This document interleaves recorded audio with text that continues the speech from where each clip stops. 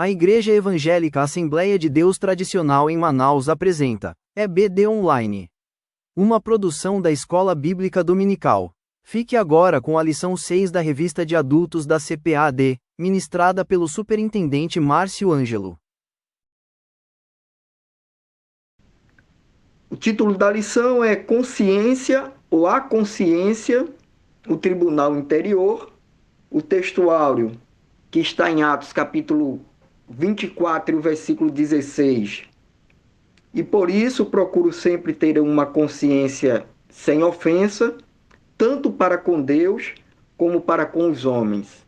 A verdade prática diz, diante da crescente degradação do padrão moral do mundo, o cristão deve apegar-se cada vez mais à sã doutrina para ter sempre uma boa consciência. A nossa leitura bíblica em classe encontra-se na carta de Paulo aos Romanos, capítulo 2, apenas 5 versículos, do 12 ao 16, que diz assim: porque todos os que sem lei pecaram, sem lei também perecerão. E todos os que sob a lei pecaram, pela lei serão julgados, porque os que ouvem a lei não são justos diante de Deus, mas os que praticam a lei hão de ser justificados. Porque quando os gentios, que não têm lei, fazem naturalmente as coisas que são da lei, não tendo eles lei, para si mesmo são lei, os quais mostram a obra da lei escrita no seu coração, justificando justamente a sua consciência e os seus pensamentos, quer acusando-os, quer defendendo-os, no dia em que Deus há de julgar os segredos dos homens, por Jesus Cristo, segundo o meu Evangelho. Até o versículo 16. Pastor Bruno, ore, por favor. Amém. Vamos orar. Deus, nós te louvamos e te agradecemos por mais uma oportunidade que temos de estar reunidos para estudar a tua palavra.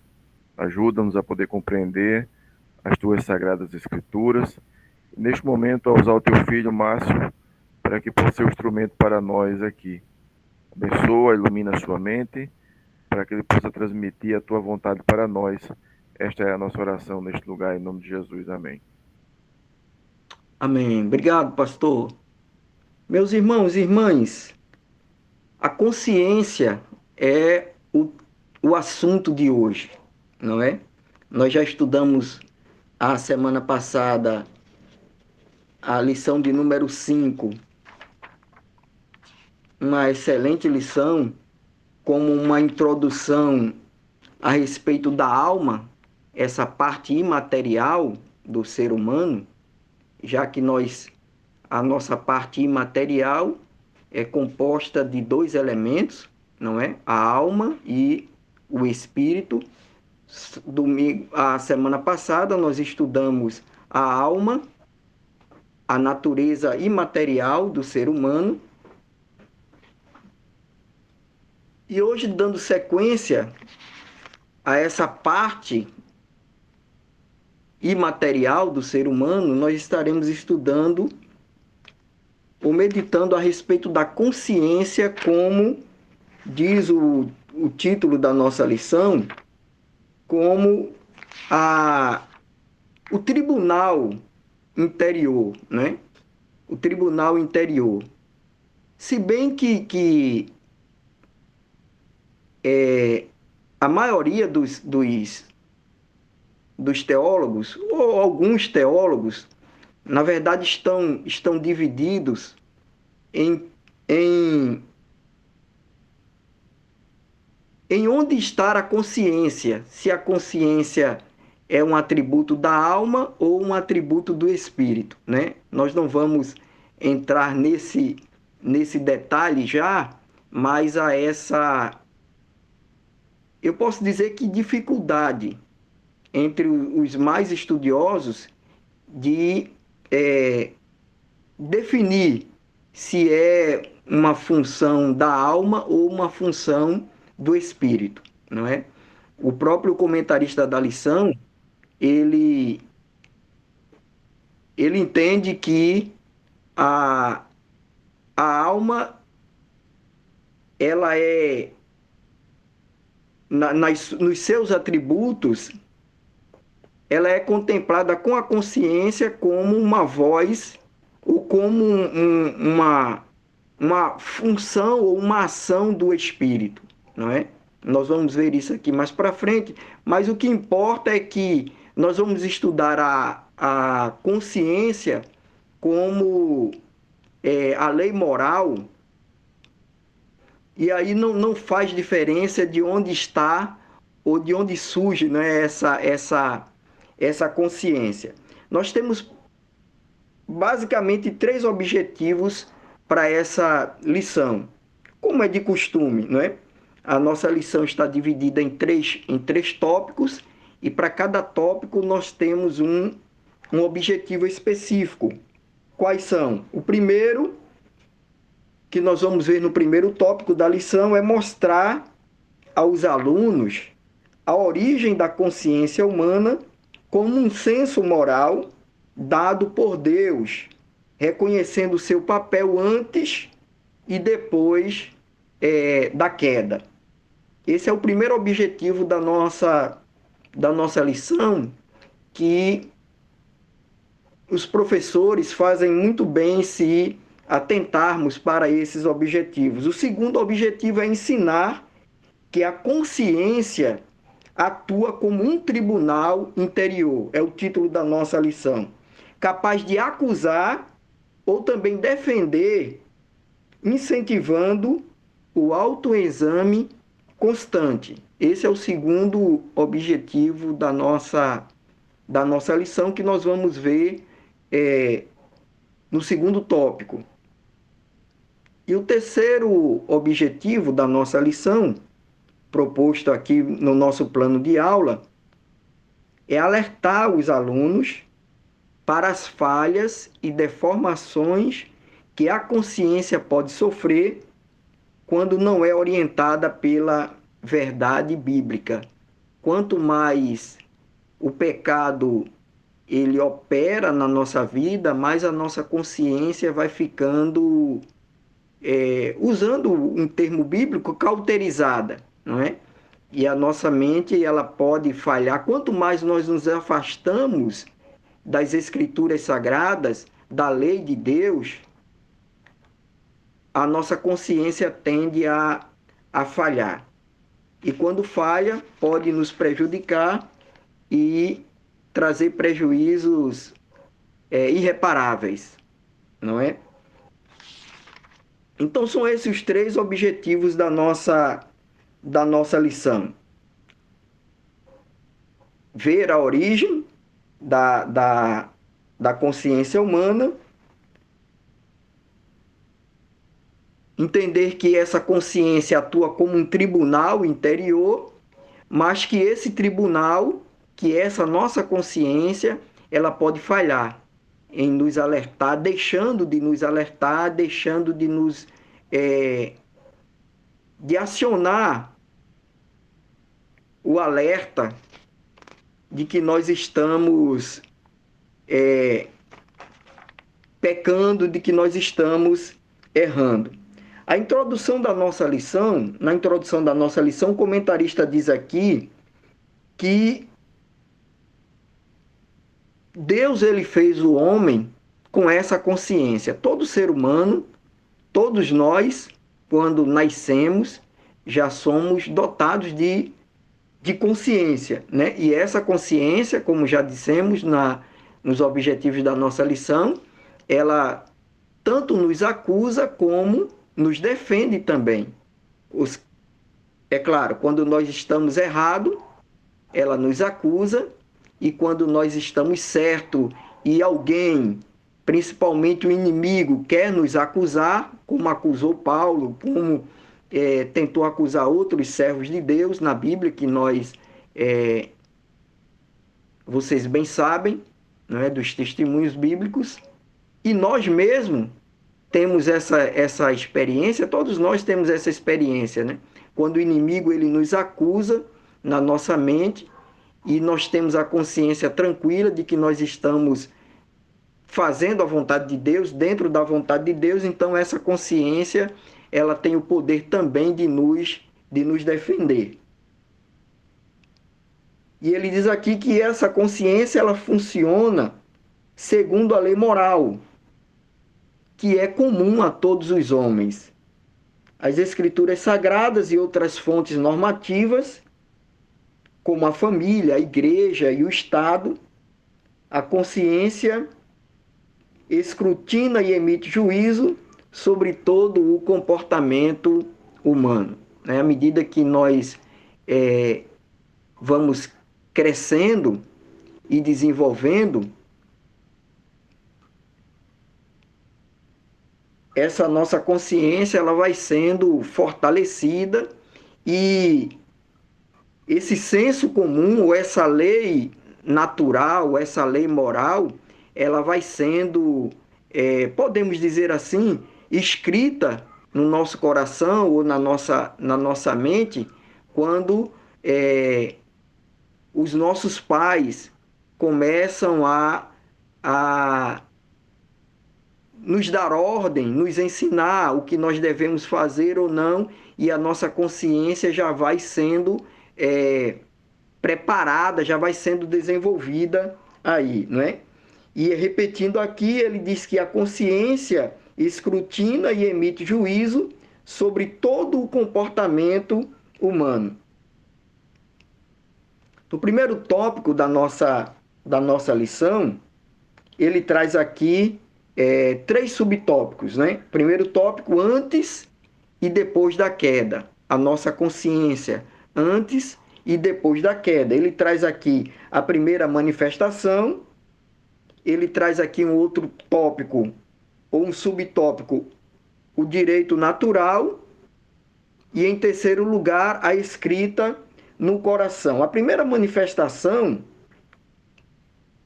ele diz aqui do grego sineidesis, saber com, a consciência é uma faculdade inata. É o que nós já dissemos aqui, vamos repetir, não é? Todo ser humano nasce já com essa consciência e não tem como se desvencilhar, como se desfazer dela, não é? A consciência é uma faculdade inata, todos nascem com ela, é como um sensor instalado. Hoje tem sensor para tudo, não é? Hoje tem sensor para tudo. Então, a consciência ela funciona como um sensor que nos avisa, né? Que nos alerta e até mesmo nos julga quando nós passamos do limite e não atendemos esse alerta. Alguns teólogos consideram que seja no espírito esse sensor. Não há consenso sobre isso. Ele diz aqui, já entre parênteses, que é o que nós também já falamos rapidamente. Não precisa nós entrarmos nesse particular, irmãos. Porque como nós já estudamos aqui, apesar de ser a alma ser um elemento e o espírito ser outro, mas eles estão intrinsecamente ligados e inseparáveis, não é? Eles são inseparáveis. Então, aonde atua a consciência, aonde começa e aonde termina, né? Isso aí não vai fazer diferença para nós, porque como os dois estão intrinsecamente ligados, o que importa é que nós compreendamos como funciona a nossa consciência e demos ouvidos a ela, não é? O homem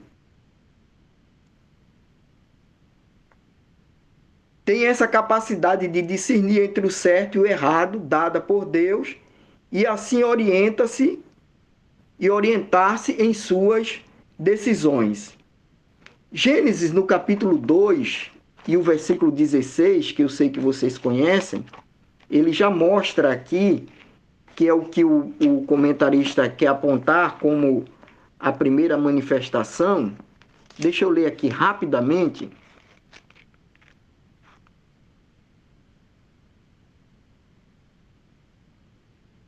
Se alguém encontrar aí e quiser participar também, irmãos, pode ler conosco.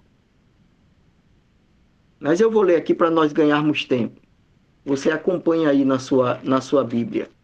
Gênesis capítulo 2, 16 ao 17, ele diz: E ordenou o Senhor Deus ao homem, dizendo: De toda árvore do jardim comerás livremente, mas da árvore da ciência do bem e do mal, dela não comerás, porque no dia em que dela comeres, certamente morrerás. O homem aqui, ele já estava ciente, então, ele já tinha consciência, né? Essa consciência no sentido de conhecimento do que ele deveria fazer ou não, com relação à árvore, às árvores que estavam no jardim, ele podia comer da árvore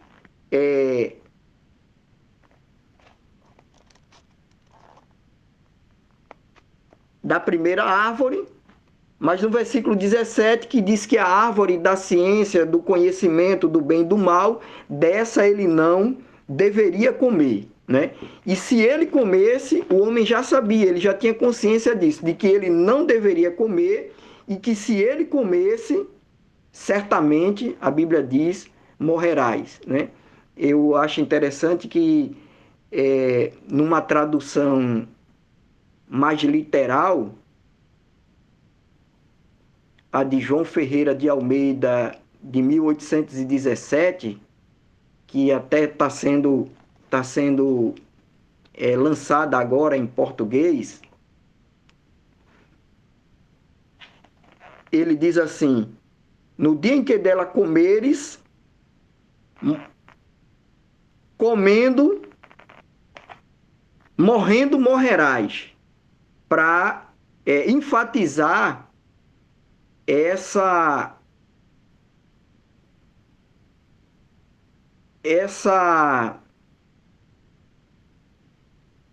como é que eu digo? Se ele comesse, com certeza ele morreria. Morrendo, morrerás. Para enfatizar de que Deus, nas minhas palavras, não estava brincando, não estava blefando. Se comesse, o caminho era a morte. As consequências era a morte. E foi o que aconteceu, né? O homem ele não morreu fisicamente de imediato, mas no sentido espiritual, no momento em que ele comeu, ele morreu espiritualmente, foi afastado da presença, da comunhão com Deus, não é? Então, o homem já sabia aqui que se ele comesse, ele já tinha consciência disso, que ele não deveria comer primeiro, não é? E se ele comesse, ele sofreria as consequências, não é? Da sua desobediência. Então ele diz aqui que esse alerta do próprio Deus ao homem trata da primeira manifestação da consciência na experiência humana. Deus ele estabeleceu uma lei específica aqui, diz o comentarista da lição, não é? A proibição de comer daquele fruto. E também, olha aí, logo, ao mesmo tempo, ele já traz o anúncio da penalidade. No dia em que dela comerdes, certamente morrerás, no versículo 17 que nós lemos. E, infelizmente, o homem dotado de livre-arbítrio, né, ele resolveu comer desobedecendo a Deus.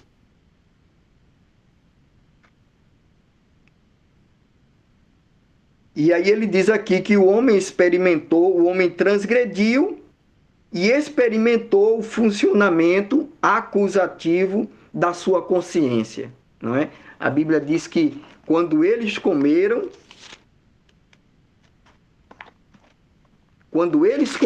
a partir no capítulo 3,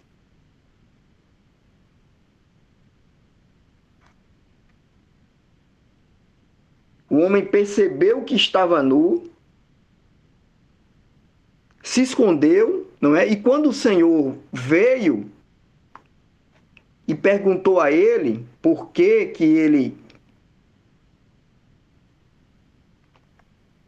estava escondido, né?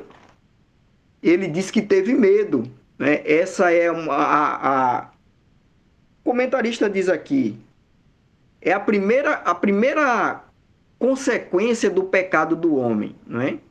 É o medo, a vergonha e a culpa.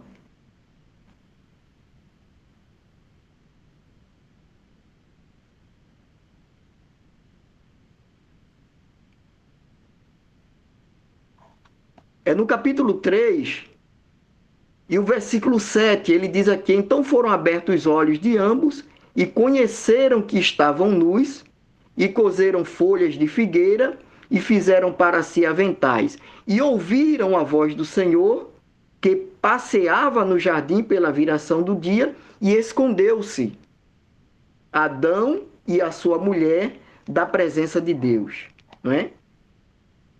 Entre as árvores do jardim. E chamou o Senhor Deus a Adão e disse-lhes: onde estás? E ele disse: ouvi a tua voz soar no jardim e temi, não é? Porque estava nu e escondi-me. E Deus disse, o comentarista disse que é uma pergunta retórica: quem te mostrou que estava nu? Comeste tu da árvore que te ordenei que não comesses? Então disse Adão, já querendo se eximir da culpa, não é? Acusou a mulher, e a mulher também acusou a serpente, e ninguém queria assumir a culpa, não é? O comentarista da lição diz aqui que a partir daí, todos nós tentamos nos eximir da nossa própria culpa, tentamos colocar a culpa em alguém, né? Tentamos nos esconder, a exemplo do nosso pai Adão. E ele diz aqui que o homem transgrediu e experimentou o funcionamento acusativo da consciência, a culpa, a vergonha e o medo. O segundo ponto, ele fala do direito natural, que é essa lei inata no homem, não é? Todo ser humano ele nasce com um conteúdo normativo fundamental na alma, que é a lei moral. Ele diz aqui, também chamada de lei da natureza ou direito natural. E essa lei, depois que está no nosso coração, né, gravada no nosso coração, e que vai sendo, como disse no início, vocês sabem, vai sendo desenvolvida e fortalecida na nossa mente à medida que nós vamos ouvindo as regras, as leis, as normas, né? A começar dentro de casa, depois na escola, na rua, no trabalho, né? E quando a gente infringe essas normas, a nossa consciência, ela acusa, não é isso? Essas normas, essas leis, ele diz aqui no Gênesis, isso é visto pela primeira vez em Caim, que feriu o direito natural, tirando a vida do próprio irmão, e experimentou uma trágica consequência. Nós vimos aqui que, primeiramente, isso aconteceu com o próprio Adão e Eva, não é? Mas ele diz aqui que aconteceu com Caim pela primeira vez porque Caim, ele foi advertido pelo próprio Deus também de uma forma bem clara, não é? Vejam bem.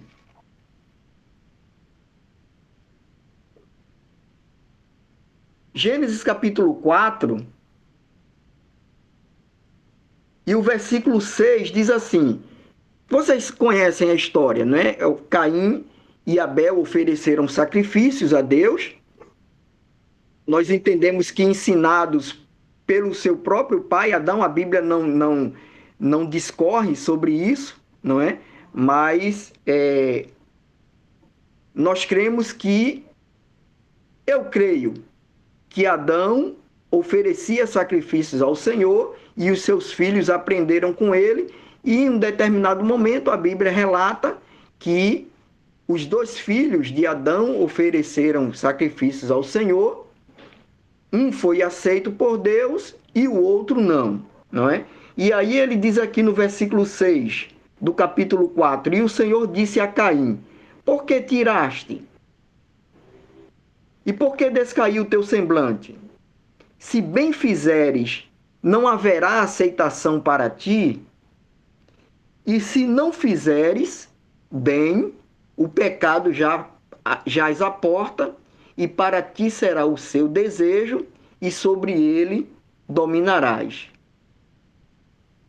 Ou seja, Caim, ele foi alertado pelo Senhor. Faça o certo, faça o correto, que você será aceito, não é? Se você não fizer o correto, você não será aceito e sofrerá as consequências disso. E aí, mais na frente, para comprovar que Caim ele tinha ciência disso, veja o que diz no versículo 13. Então disse Caim ao Senhor, é maior a minha maldade que a que possa ser perdoada.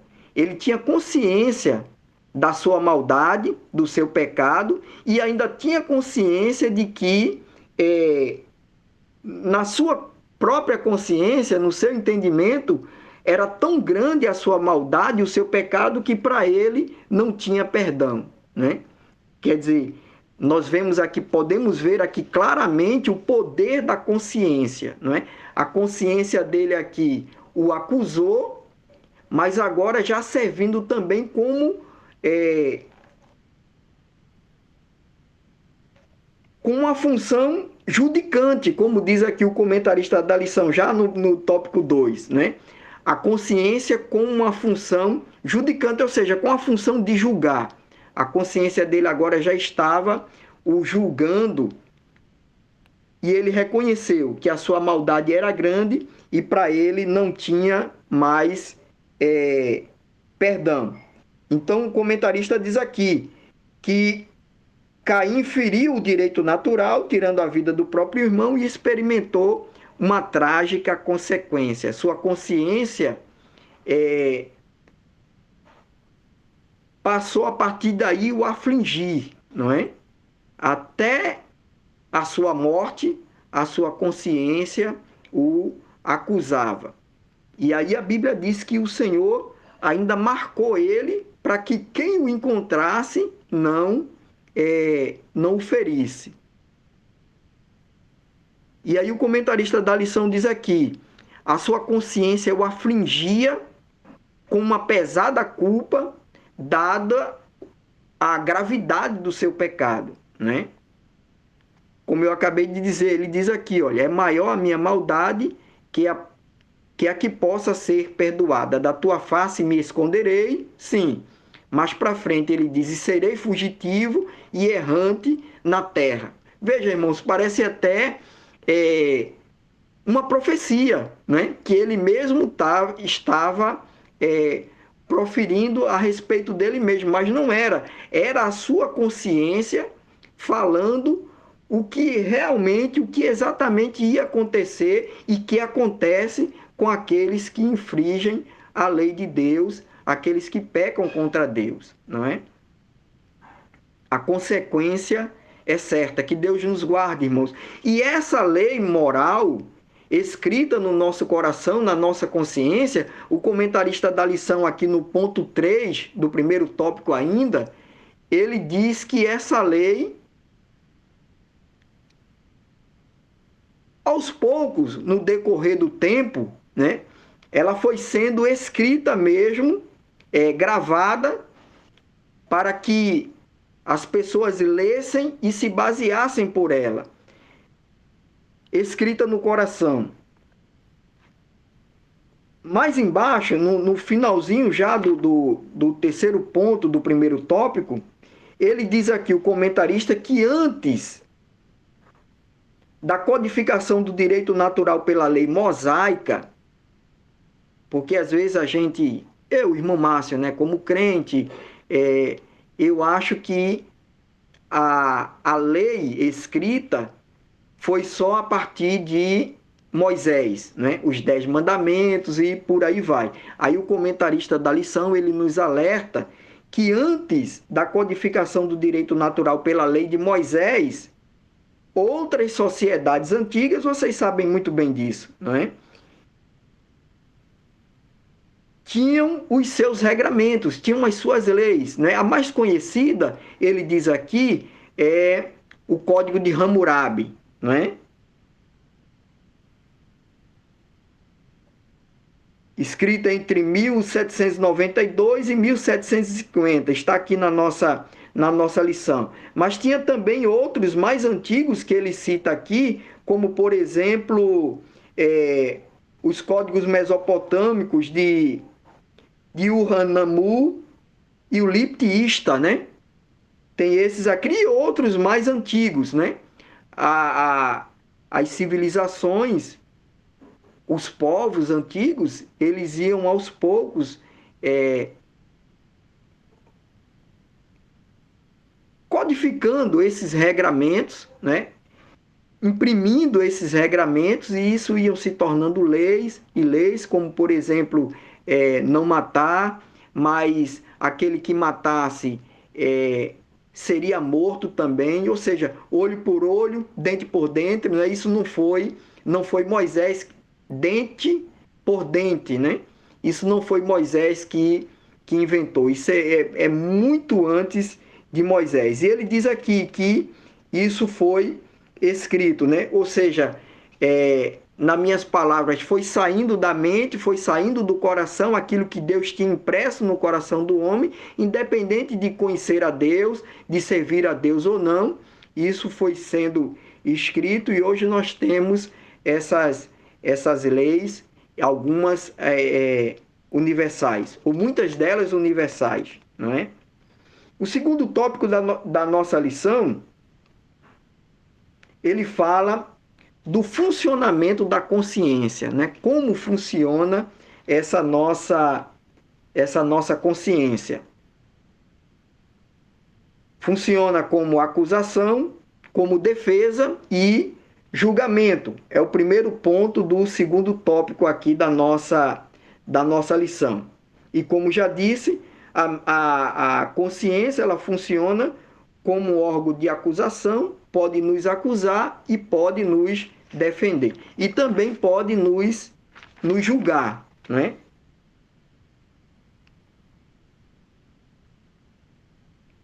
Ele diz aqui que o verbo conhecer, iada, traduz o apontamento negativo feito pela consciência, reprovando a conduta do primeiro casal. Quando a Bíblia diz que os seus olhos foram abertos, não é? Os seus olhos foram abertos e eles conheceram que estavam nus. Voltando aqui para Gênesis 3:7, quando a Bíblia diz que os olhos de Adão e Eva, né, foram abertos e eles viram que estavam nus, o verbo conhecer aqui traduz o apontamento negativo feito pela consciência, reprovando a conduta desse primeiro casal. Antes do pecado, eles conheciam somente o bem, não é? Eles não tinham uma consciência do mal, do pecado. Mas depois que eles pecaram, não é? A sua consciência passou a os acusar, passou a os incomodar, né? O comentarista da lição diz aqui que a consciência ecoou como uma voz secreta na alma deles, incomodando, não é? Incomodando. Às vezes essa experiência é de dor no coração, e ele diz aqui que, por exemplo, quando Davi numerou o povo de Deus, né? Vocês conhecem também lá em 2 Samuel, está aqui na nossa lição, 2 Samuel, capítulo 24 e o versículo 10, quando Davi mandou contar o povo, né? Numerar o povo.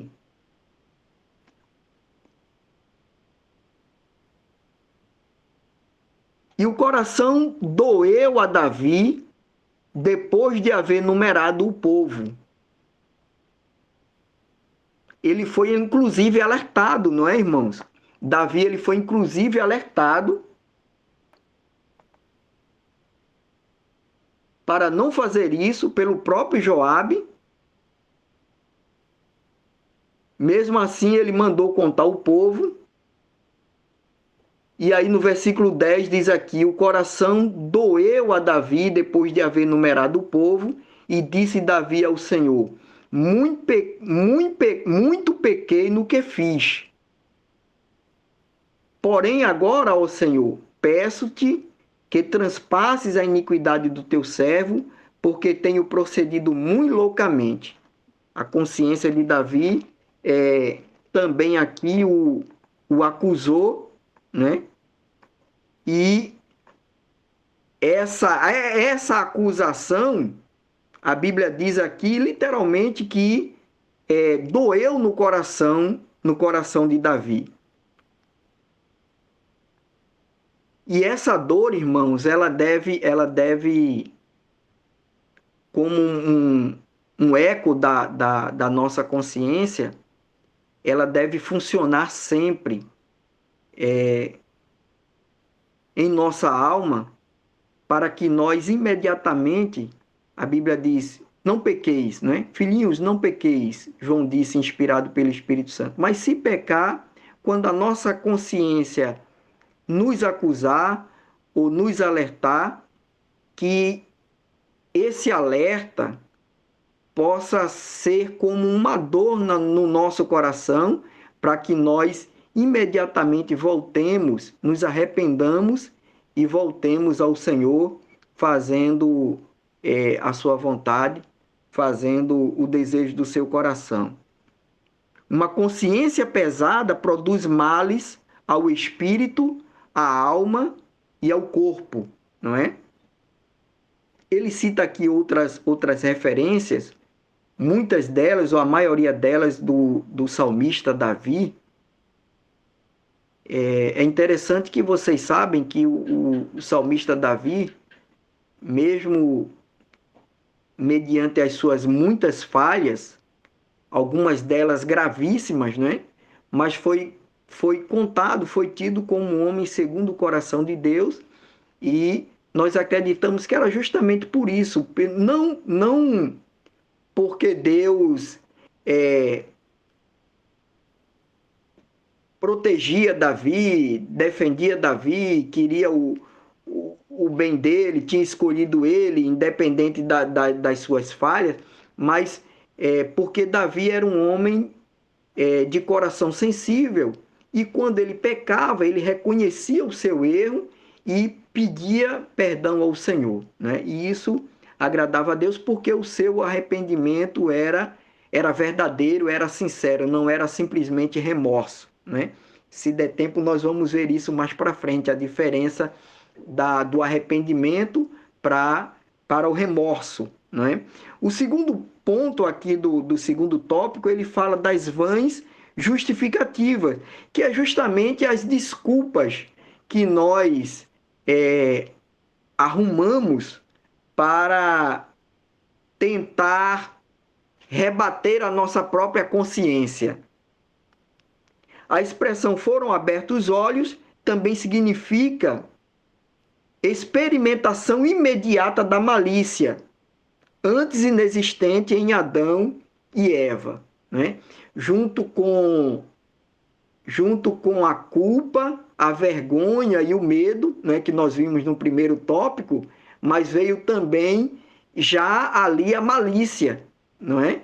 É isso que o comentarista da lição diz aqui, porque veja que quando Deus, na viração do dia, veio com Adão e Eva, né, lá no jardim, a primeira pergunta que Deus fez a Adão, ele nem respondeu.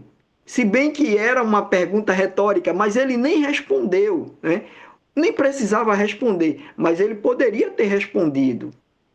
Mas veja que ele já foi colocando a culpa na mulher, não é? E é o que o comentarista da lição ele diz aqui. Não houve uma resposta direta.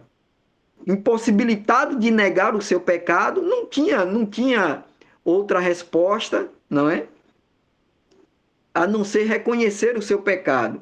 Então ele diz aqui, impossibilitado de negar o seu pecado, Adão fez o que tornaria-se comum ao ser humano, que nós acabamos de dizer, não é? Parece que todos nós, a humanidade, né, resolvemos imitar sempre os nossos pais, os nossos primeiros pais, quando nós pecamos. Tentando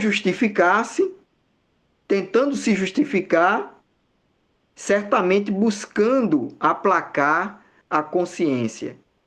A mulher que me destes por companheira, ela me deu da árvore e eu comi, não é? E aí, quando o Senhor se dirige a Eva, ele diz aqui, segue o mesmo caminho, olha aí, culpando a serpente, né? E a serpente, como alguns pregadores dizem, né? Era isso que a serpente queria, a serpente não estava nem aí, já estava condenada mesmo, não é? Interessante que o Senhor amaldiçoou a serpente, amaldiçoou a terra, mas não amaldiçoou o homem, não é, irmãos? Graças a Deus, o Senhor, por sua bondade e misericórdia, mesmo o homem tendo caído e pecado, sofremos as consequências até hoje, não é? Mas ele não amaldiçoou o homem, não amaldiçoou a coroa da sua criação. E ele diz aqui que as tentativas como estas são meros placebos ou paliativos, né? Não serve de remédio eficaz.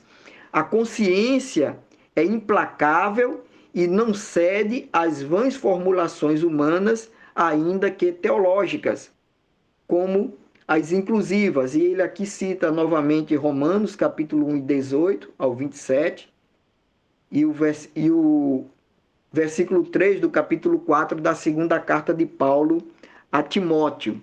E aí nós vamos aqui para o terceiro ponto do segundo tópico, que ele fala do debate no tribunal.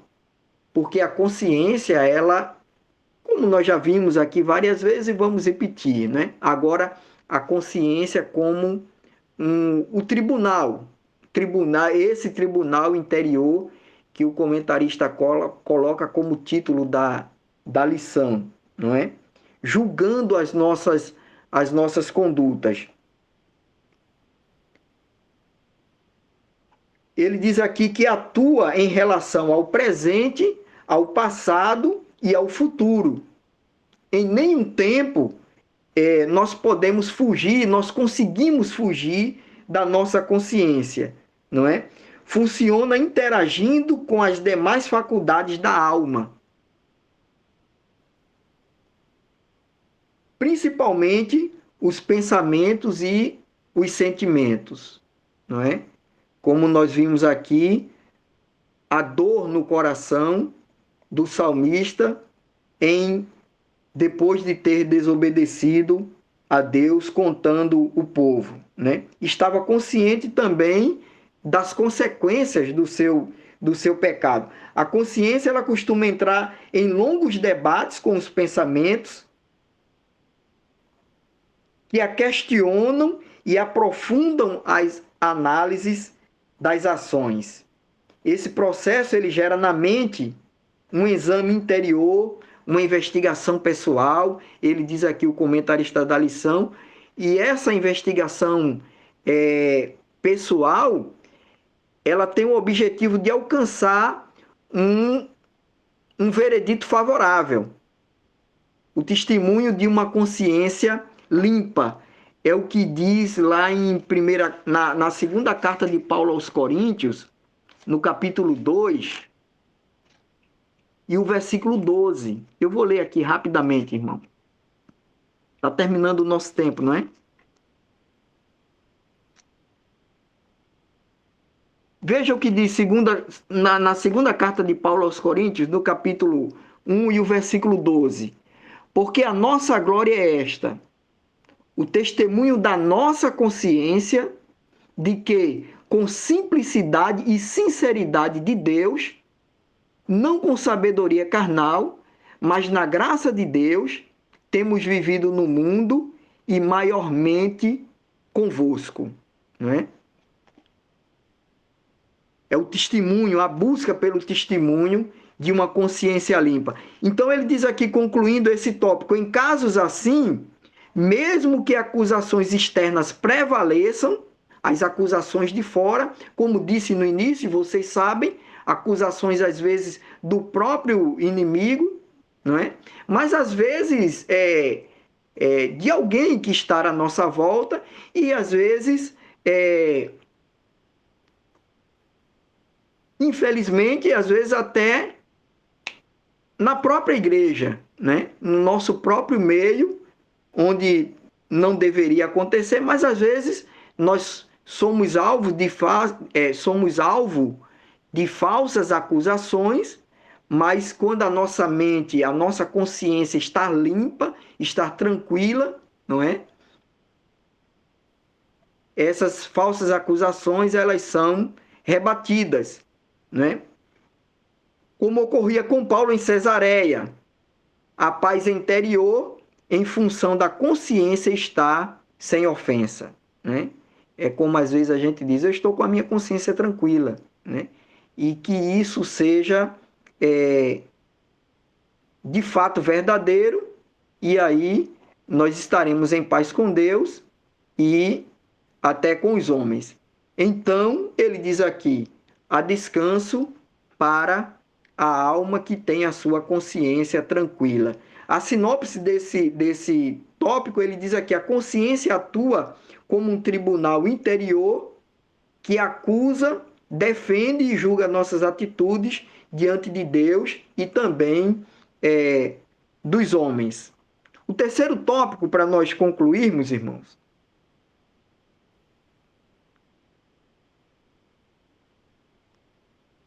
nos adverte que a nossa consciência ela é falível, não é? Essa nossa consciência, esse equipamento poderoso dado por Deus a nós, muito poderoso, não é? Que nós vimos aqui rapidamente nas minhas limitações, embora sendo muito poderoso, dado por Deus, ele não é infalível, né?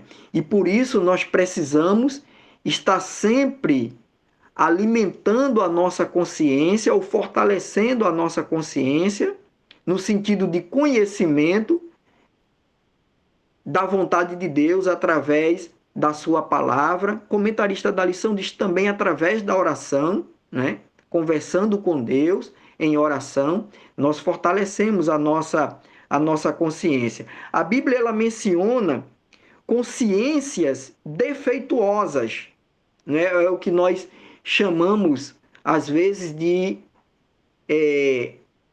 a mente cauterizada, não é? Ou insensível ao pecado. Também uma consciência fraca ou legalista, não é? Vale a pena, irmãos, nós lermos essa referência também a respeito da consciência fraca na primeira carta de Paulo, no capítulo 8. Veja o que ele diz aqui, do versículo 7 ao 12, a respeito da consciência fraca.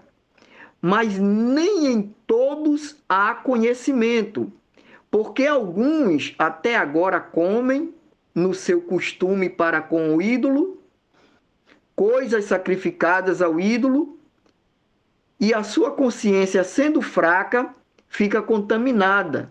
Ora, o manjar não nos faz agradáveis a Deus, porque se comemos, nada temos de mais, e se não comemos, nada nos falta.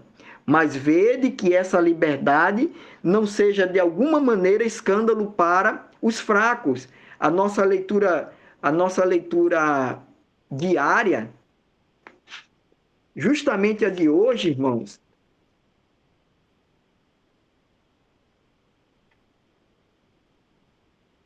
nos alerta para isso.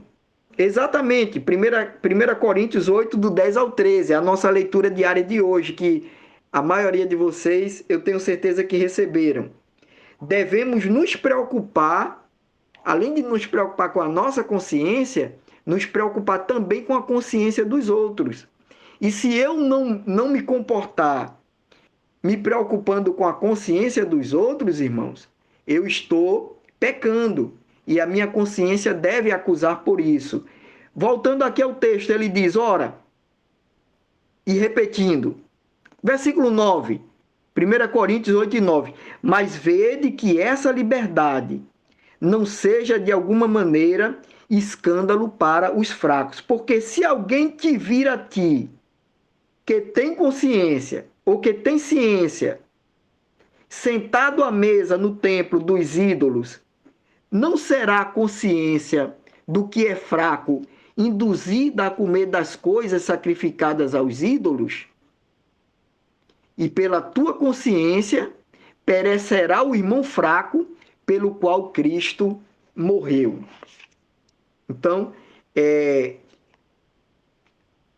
que nós tenhamos esse cuidado, né? Ele nos alerta aqui para nos comportarmos de forma que a fraca consciência do meu irmão não seja afetada, que ele não peque por causa do meu mau exemplo, não é?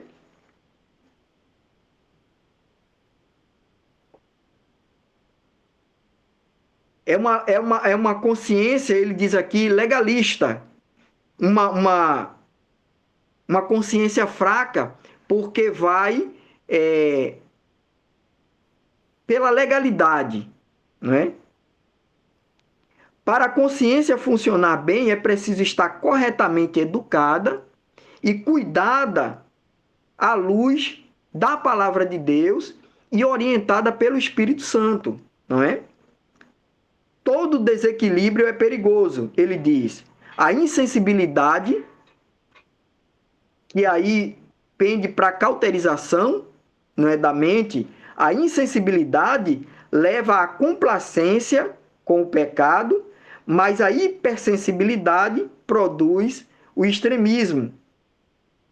E os dois é pecado, não é? Ele diz aqui, tanto um extremo como o outro, todos os dois são pecados. E é nesse campo que agem as seitas, manipulando e aprisionando almas incautas, como faziam os falsos mestres do primeiro século. Irmãos, não dá para a gente comentar mais aqui, por causa do nosso tempo, mas o segundo ponto, do último tópico, ele nos mostra Deus aqui como juiz supremo.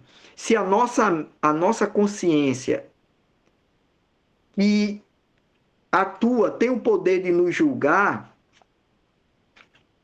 de nos alertar, esse dispositivo, esse sensor, usando as palavras aqui ainda do comentarista da lição, esse sensor ele pode falhar. Em algum momento ele pode falhar.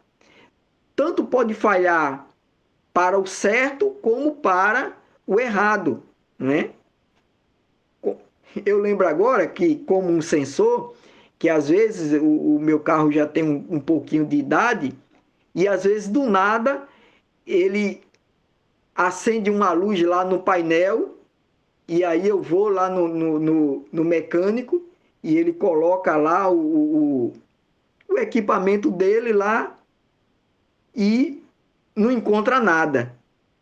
né? Não, tá tudo bem. Às vezes o carro começa a falhar e o sensor não acusa. Assim mesmo pode acontecer com a nossa consciência, dependendo, como diz aqui o comentarista da lição, dependendo da educação da nossa alma, dependendo da educação da nossa consciência. Se ela estiver bem instruída, bem alertada, se ela estiver educada à luz da palavra de Deus, ela pode funcionar. E se não estiver educada, se nós não estivermos atentos ao que nos ensina a palavra de Deus, às orientações do Espírito Santo, esse sensor também pode não funcionar, não é? E às vezes nós estamos fazendo certo e pensamos que estamos fazendo errado, e na maioria das vezes estamos fazendo errado, achando que estamos fazendo certo. Não é isso?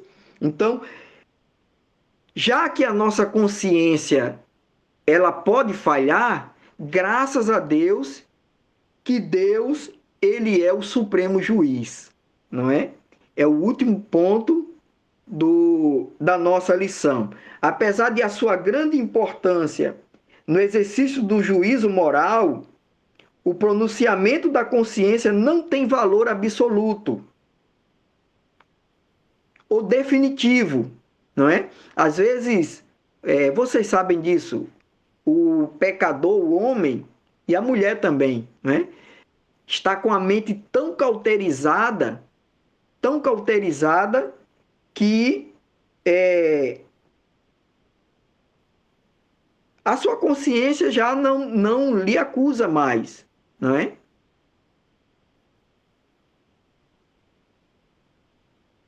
E aí ele diz aqui, não tem valor absoluto ou definitivo, como disse Paulo, porque em nada me sinto culpado, mas nem por isso considero justificado, pois quem me julga é o Senhor. Ele diz isso aqui, irmãos, mas em outro momento, a gente lembra Martinho Lutero, por exemplo, né, que afligiu muito a sua alma, porque a sua consciência lhe acusava até mesmo de algo que ele, pelo menos naquele momento, não vinha fazendo, não tinha feito, né? E ele afligia a sua alma, porque a sua consciência o acusava de algo que ele não vinha fazendo, não é? Devemos sempre nos submeter humildemente a Deus, ainda que nossa consciência não nos acuse. Somente Ele, o Supremo Juiz, pode sondar nosso interior e expor os mais profundos desígnios do nosso coração, mesmo que nos sejam ocultos. O Salmo 139, ele cita aqui, vocês conhecem muito bem, né? O salmista disse que, e nós sabemos disso, o Senhor é quem nos sonda. Ele é quem tem o poder de nos colocar pelo avesso e ver o que há no mais profundo do nosso coração. Às vezes, nem eu mesmo sei, mas o Senhor conhece e Ele é poderoso para julgar e também para nos alertar. Por isso é importante que nós devemos estar sempre buscando a orientação do Espírito Santo, buscando uma consciência limpa, sempre limpando a nossa consciência através da palavra de Deus, né? Do conhecimento, da leitura, da meditação na palavra de Deus e também repetindo o próprio comentarista da lição em oração também. A leitura da palavra, a meditação na palavra de Deus e a oração são dois instrumentos ou duas ferramentas infalíveis, porque é a palavra de Deus, né? Para educar a nossa consciência para que nós erremos o mínimo possível, não é? Às vezes, nos consideramos corretos e precisamos ser confrontados para conhecer os nossos pecados, ele diz aqui. Foi o que aconteceu com Davi, não é? Davi permaneceu insensível e rigoroso até ser repreendido pelo profeta Natan. Vocês conhecem também, não é? Na verdade, Davi, ele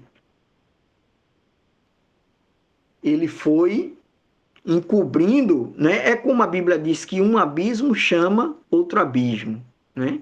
E ele foi tentando, lutando contra a sua própria consciência, porque a gente vê aqui que a consciência de Davi, ela não deixou de o acusar, não é? Estava o tempo todo o acusando, mas ele tentando, lutando contra a sua própria consciência.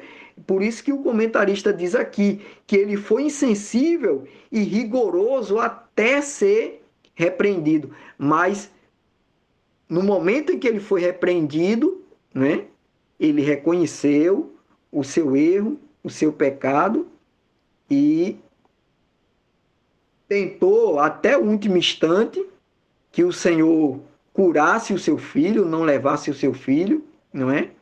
Mas sofreu as consequências. Pedro também. Pedro precisou, ele diz aqui, ouvir o canto do galo, não é? O próprio Judas também. O próprio Judas.